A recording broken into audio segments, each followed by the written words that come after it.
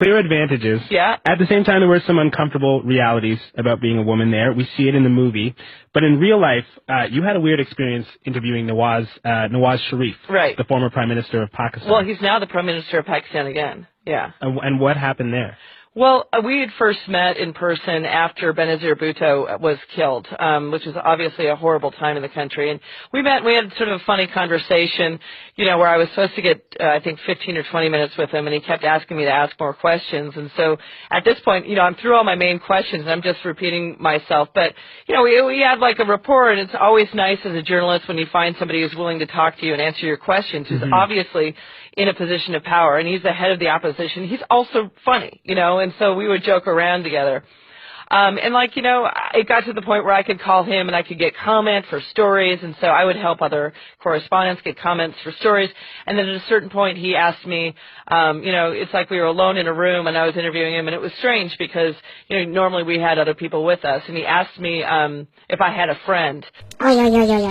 I think that was in August of 2008. If you had a friend. If I had a friend. You know, do you have a friend, Kim? And I said, yeah, I have a lot of friends. You know, what are we talking about here? And so then he pushes, and I go, oh, do you mean like a friend, a special? I mean, the way they use friend over there, and they play with this in the movie, I'm like, what are we talking about here?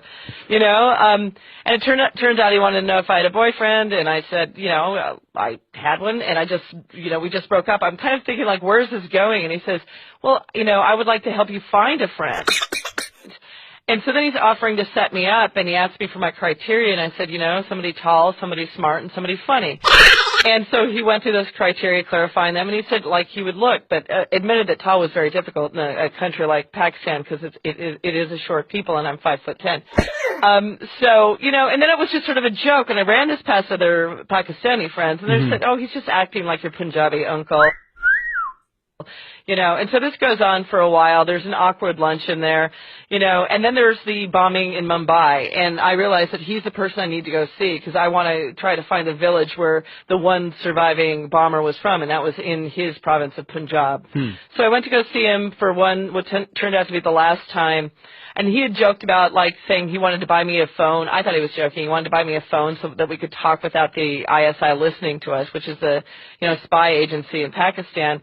And so at this last conversation, he basically asked my translator to leave. I didn't even need a translator, but I sort of felt like I wanted somebody in the room. Yeah. And he said, you know, he basically offered me the iPhone. I said no. And then he said, I know I'm not as tall as you want. I'm not as fit as you want. I'm fat and I'm old, but I'd still like to be your friend. Aww. So that was the line. It hasn't taken off yet in bars nationwide, but I'm hopeful. I'm ever hopeful.